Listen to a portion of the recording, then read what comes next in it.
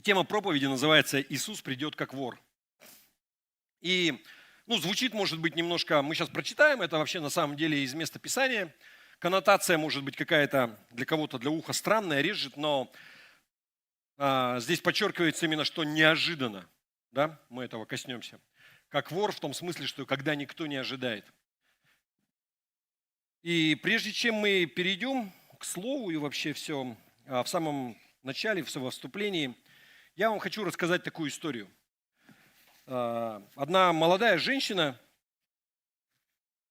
вызвалась отвезти на машине свою маму, которая, родители живут в пригороде, она должна была отвезти ее в больницу. Она сама за рулем, машина недавно купила, она ее забрала в пригороде и в город по трассе, педаль в пол и несется. И каждый раз, когда она превышает скорость, мама ей там на мозги капает и говорит, что не езжай так быстро. Но молодая, машина своя, мама давно не указ, еду как хочу. Даже иногда хотелось еще больше назло.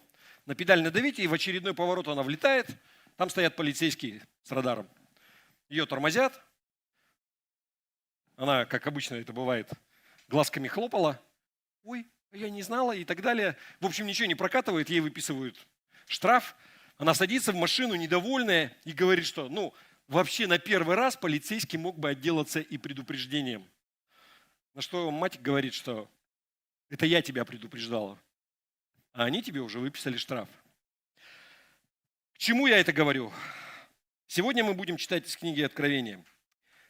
И Откровение это не только, это в том числе книга предупреждения о том, что будет, что грядет.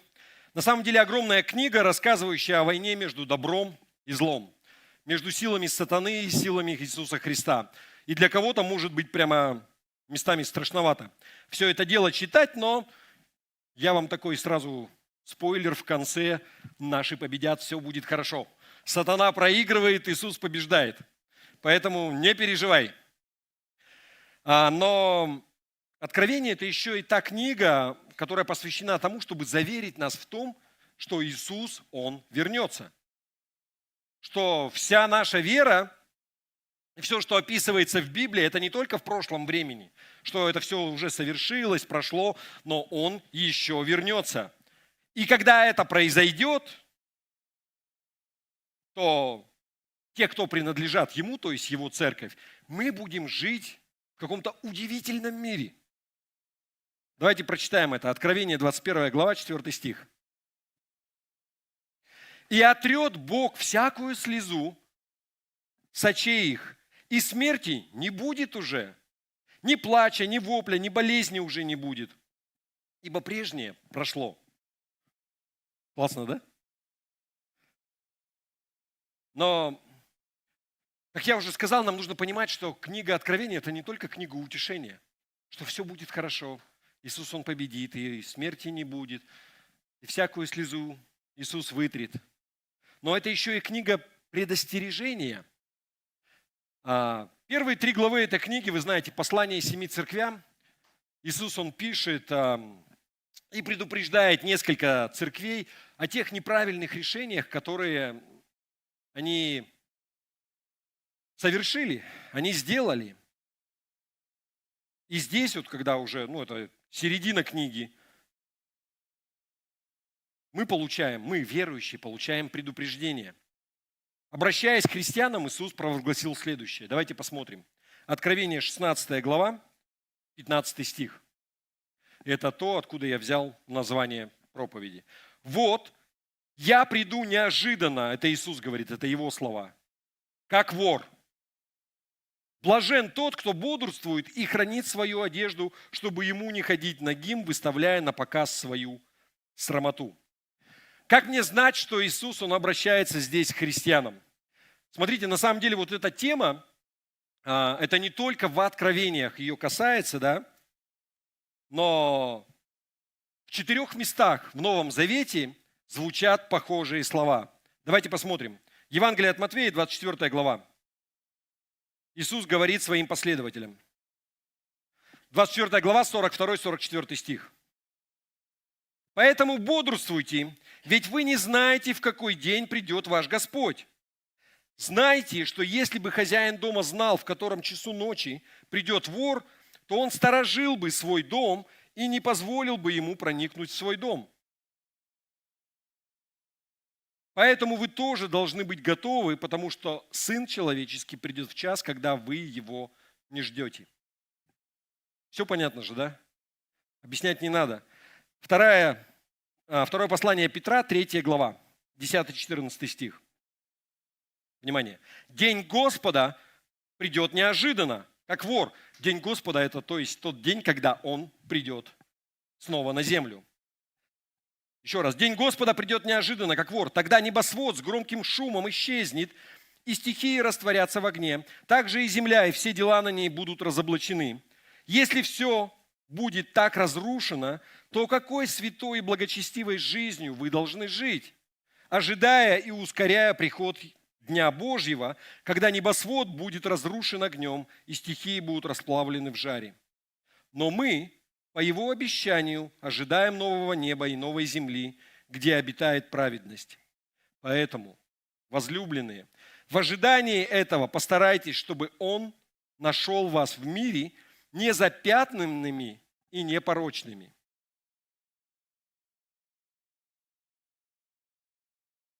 Я сейчас поясню вообще, если какие-то вопросы есть.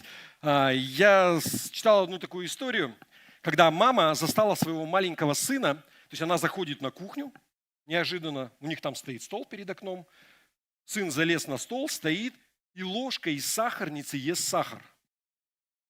Она подходит, шлепнула его и говорит: если я тебя еще раз за этим занятием поймаю, я тебя накажу. Знаете, что он ответил? Говорит: мамочка, я постараюсь, чтобы ты меня больше никогда не поймала. Но иногда ты заходишь так тихо. Суть. Маленький мальчик был застигнут врасплох. Он вообще не ожидал, что она придет. Он аж вздрогнул. Когда Иисус вернется, Он многих людей на земле застанет врасплох. В этом вся суть. Он говорит, что я приду как вор. Я приду вообще неожиданно, когда вы меня не ждете.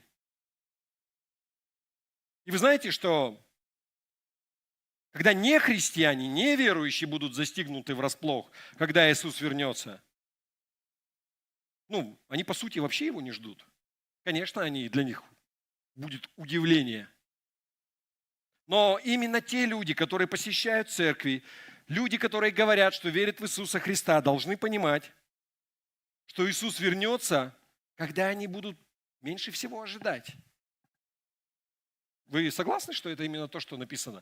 Вы знаете, поэтому, когда очередной какой-то лжепророк, какое-то учение где-то начинают кричать, называют дату, что Иисус придет тогда-то и тогда-то, 100% значит так не будет. Почему? Потому что Иисус сказал, что я приду как вор, когда никто не ждет.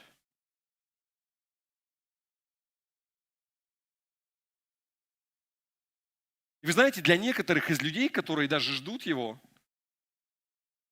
вот этот сюрприз, он будет неприятным.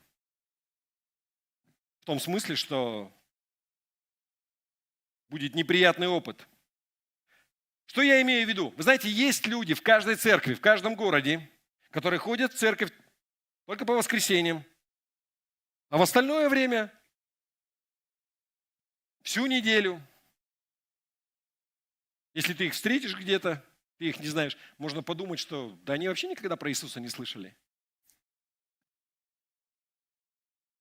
Они будут молиться, петь песни прославления, принимать причастие в воскресенье. Но когда наступает понедельник, как будто ничего не было.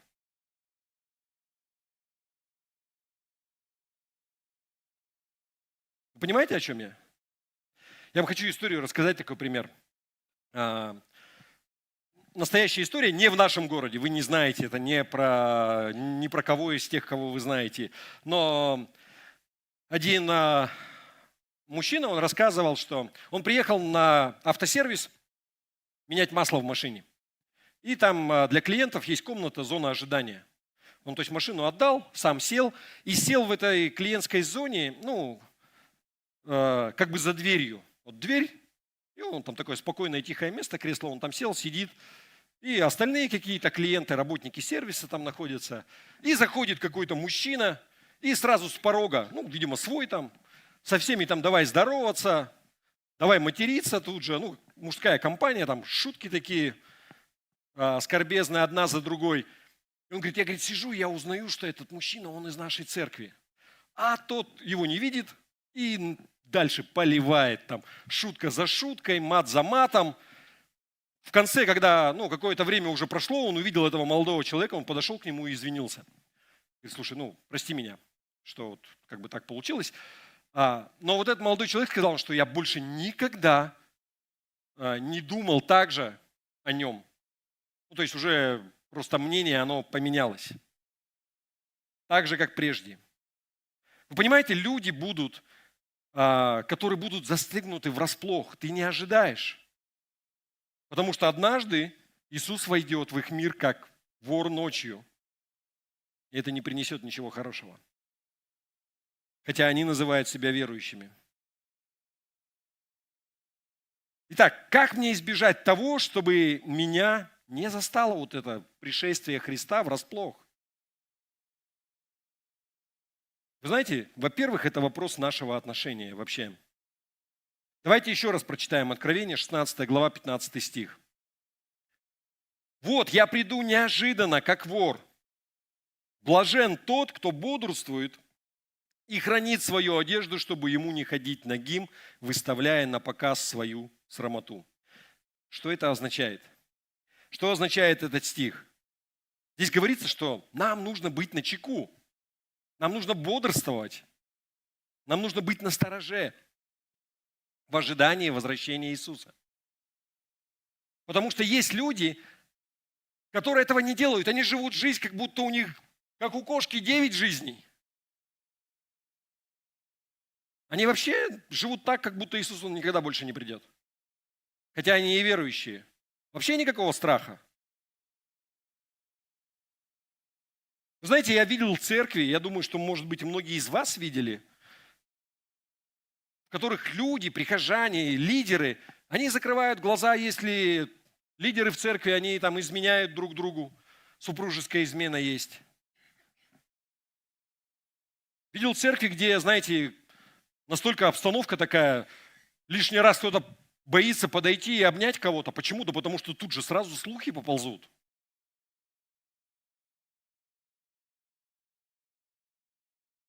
Вы знаете, люди, которые посещают такие церкви, возможно, там есть какие-то выдающиеся теологические учения, познания.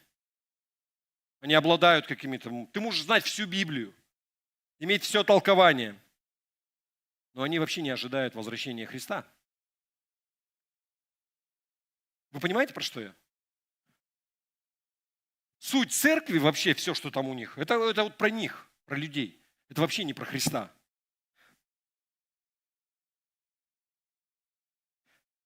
Еще один такой пример приведу. Я слышал, как один верующий парень, студент, разговаривал со своим родственником, дядя или кто-то, мужчина.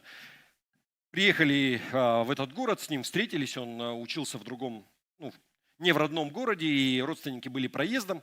Они с ним встретились и разговаривают. И родственник, старший мужчина, он спрашивает его, расскажи, чем планируешь заниматься после окончания университета.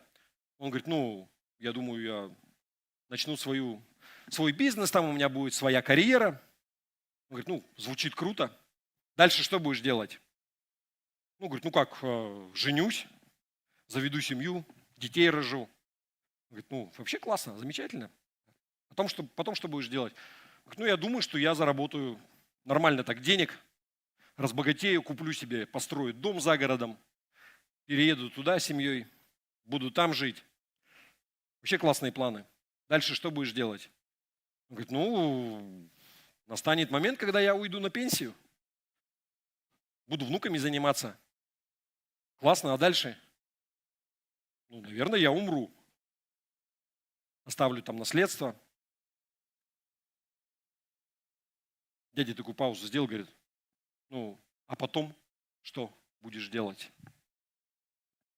Я что хочу сказать? Вот этот парень, он был верующий, он ходил в церковь, но во всех своих планах на жизнь Бог, он вообще нигде не мелькал.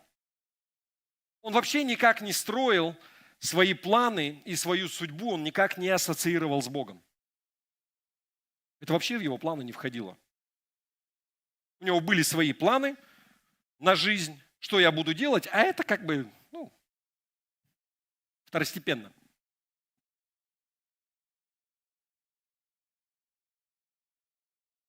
Смотрите, когда дело доходит до следования за Иисусом, все зависит от правильного отношения. Что это за отношение? Кто-то меня хочет спросить, что ты имеешь в виду? Смотрите, все, что мы делаем, все наши поступки, все, что мы совершаем каждый день, мы должны помнить о том факте, что Иисус вернется. И Он придет неожиданно. И Он может тебя застать со спущенными штанами. Как здесь написано, чтобы вам не бояться своей срамоты, да, быть нагим. Мы должны быть готовы. Мы можем быть удивлены. И мы будем удивлены, судя по Библии. Но мы должны быть готовы. Мы будем готовы. Смотри, если ты готов, то нет ничего страшного, если что-то произошло неожиданно, если он пришел. Ты готов? Тебе не нужно суетиться. Для тебя это будет приятный сюрприз. Потому что ты жил так, как будто ты всегда его ожидал. Что он может прийти в любой момент. Но если ты не готов, и ты даже об этом не думаешь, то этот сюрприз будет для тебя, скорее всего, неприятным.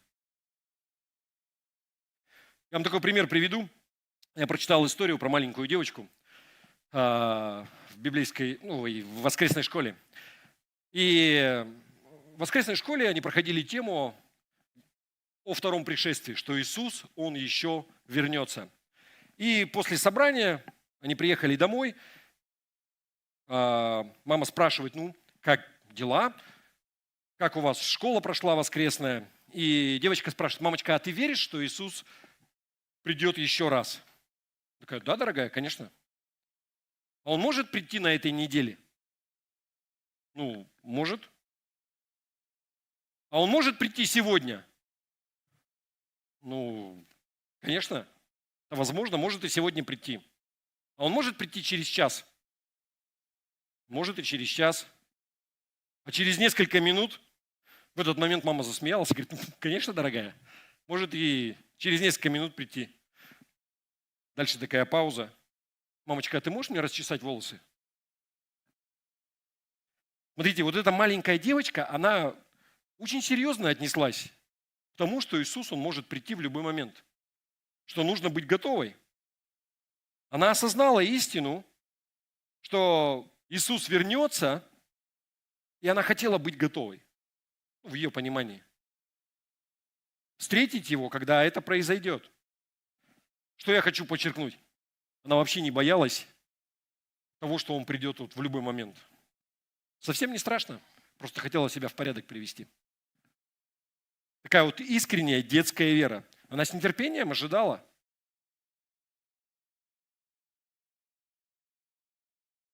Знаете, будьте как дети. Иисус говорил, да?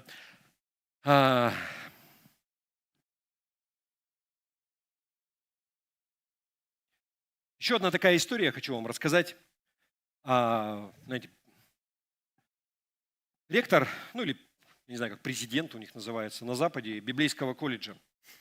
Этот колледж, они курировали или как бы взяли шефство для дом для умственно отсталых детей. То есть дети как на специальном обучении. И он прогуливался по коридорам с директором этого заведения и обратил внимание, что там большие подоконники, окна, и все окна, они заляпаны отпечатками ладошек. Маленькие отпечатки детских ладошек. И он спрашивает, что это все значит.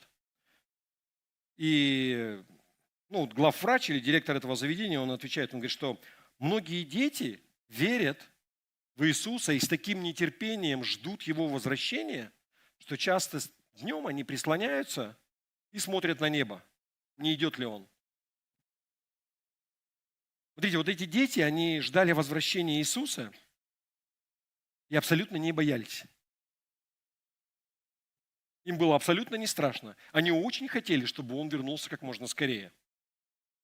Смотрите, это суть того, к чему мы должны стремиться.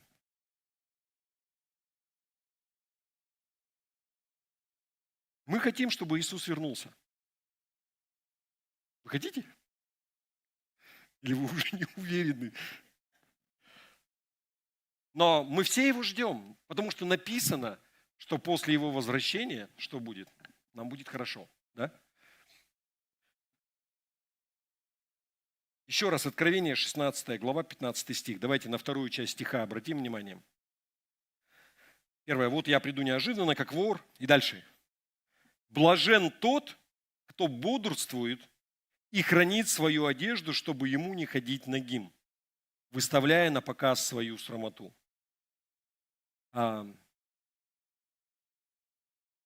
Что здесь имеется в виду?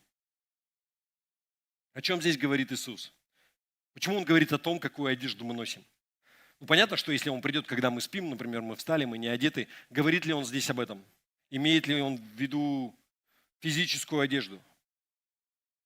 Знаете, есть русская пословица «встречают по одежке», да, провожают по уму, но встречают по одежке. То, что мы носим, ту одежду, которую мы одеваем, хотим мы этого или нет, я знаю, что многие сейчас в современном мире вообще никакого значения не придают. То, что они одевают, но хочешь ты этого или нет, встречают тебя по одежке. Это твое послание этому миру. На тебя смотрят, и первая оценка, она что ты из себя представляешь. Но здесь Иисус, Он не имеет в виду одежду, которую мы покупаем в магазинах. Да? О чем Он говорит? Он говорит о духовной одежде, которую мы носим, которую я ношу, которую ты носишь. И когда я надену эту духовную одежду, когда она будет на мне, люди будут видеть ее, люди поймут это послание. Что я имею в виду? Давайте посмотрим 1 Фессалоникийцам, 5 глава, 4-9 стих. Сказано следующее. «Но вы, братья, не во тьме, чтобы день этот застиг вас неожиданно». Тот самый день, когда он придет. «Как вор. Вы все сыны света и дня. У нас нет ничего общего с ночью или с тьмой, поэтому не будем спать, как другие, но будем бодрствовать и оставаться трезвыми. Ведь спящие спят ночью, и пьяницы напиваются ночью. Но раз мы принадлежим дню, то давайте же оставаться трезвыми, одевшись, как в броню, в веру и любовь, и как шлем, надев на голову надежду на спасение. Ведь Бог предназначил нас не для гнева, а для спасения, которое мы получаем через Господа нашего Иисуса Христа». Какую духовную одежду мы должны носить? Что от нас Иисус, Он ожидает, когда Он придет, чтобы мы не были нагими? Духовная одежда какая? Прежде всего мы должны носить броню, написано, которая из чего состоит? Из веры и из любви. Вот эта бронь твоя в этом мире. Бронь имеется в виду, как латы раньше одевали, то есть то, что защищает твое тело. Сюда одевается кираса металлическая или что-то, да? Бронь веры и любви и шлем надежды на наше спасение. Другими словами, когда люди смотрят на нас с вами, они должны видеть в нашей жизни именно эти послания, что у тебя есть вера и любовь, твоя бронь, и что у тебя есть шлем надежды на спасение. Еще раз, когда люди смотрят на тебя, они должны верить, видеть твою веру в Иисуса и твою любовь к ближним. Понимаешь? Еще раз. Если вот это разложить, звучит круто. Вера и любовь. Броня веры и любви. Но если это разложить, вера в Бога, любовь к людям. Если у тебя это есть, тогда у тебя есть эта броня. И на людей вокруг должна произвести впечатление тот факт, что твоя надежда на спасение основана не на твоей личной праведности, а на крови Иисуса. Тогда все хорошо.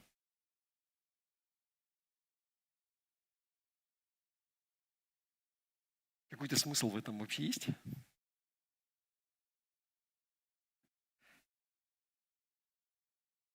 Я уже заканчиваю, я хочу в заключение рассказать вам одну историю. Тоже правдивая история. Два брата, не кровные братья, а братья во Христе. Два человека из одной церкви работали в автомастерской тоже. И в конце дня, у одного была обязанность приводить все в порядок, все подметать, ветошь убирать грязную и так далее. И в один день у них намечалось какое-то собрание вечернее. То есть рабочий день, и вечером было собрание в церкви. Нужно было заранее приготовиться, быть готовыми. И покаялись не так давно, и один из этих братьев, он такой все время ходил и все время пел песни. И такие они были из баптистской церкви. Если кто у баптистов был, у них такие, они называют это даже гимны. Там часто песни он пел такие, которые связаны со вторым пришествием Христа. Знаете, когда Господь придет опять. Кто-нибудь знает эту песню? Когда Господь придет опять, то мы с Ним вместе будем. Когда Господь придет опять. Парам-пам-пам. Пам-пам-пам-пам. Такая, она, знаете, это прямо гимн такой забавная. Или на небесной перекличке. Или это то же самое. На небесной перекличке. На небесной перекличке, да. То мы с Ним вместе будем, когда Господь придет опять. Вот суть, он такой ходит, бубнит, вот это все поет. И вот в пятницу собрание 10 минут до закрытия сервиса, до окончания работы, и один подходит ко второму, которому еще и убираться надо. Он говорит: ты готов? Тот такой: угу. Он говорит: в смысле угу? Ты посмотри на себя. Он там стоит весь в масле, в грязи. Он говорит: ты когда будешь себя в порядок приводить?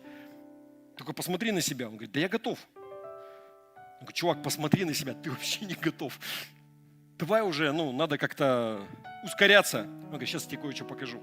Он берет, расстегивает молнию на комбинезоне. То есть комбинезон, который, понимаете, да, рабочий. Он молнию расстегивает, а внутри чистая одежда. Уже рубашка, брюки, все нормальное. Он уже весь помылся, переоделся и сверху просто эту робу одел и застегнул. Он был готов. Все, что ему оставалось, просто робу скинуть, и все, и можно сразу за дверь стартовать.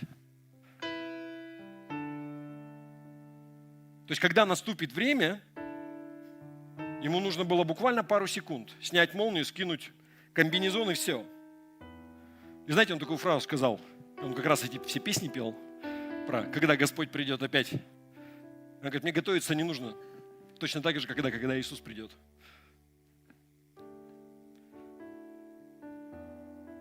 Я хочу задать тебе вопрос, или чтобы ты каждый себе задал вопрос. Готовишься ли ты к тому, чтобы отправиться на небеса? Какую одежду ты одеваешь?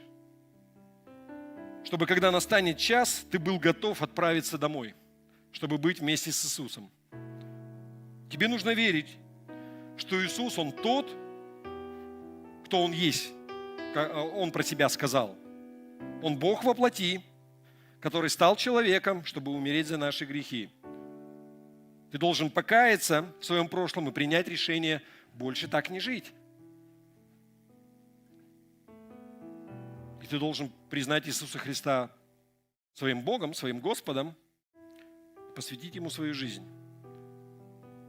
И потом, когда ты крестишься в Иисуса Христа, как сказано Галатам, послание Галатам, 3 глава, 27 стих. Ведь все крещенные во Христа облеклись во Христа, то есть в прямом смысле одели Его. Еще раз. Я хочу тебе сказать, что если ты крестился, ты принял крещение, то ты одел на себя Христа, ты облегся в Него. И если на тебе эта одежда, которая заключается в вере в Него, любви к ближнему, и у тебя надежда, шлем на спасение, то тогда ты будешь рад, когда Он придет. Аминь.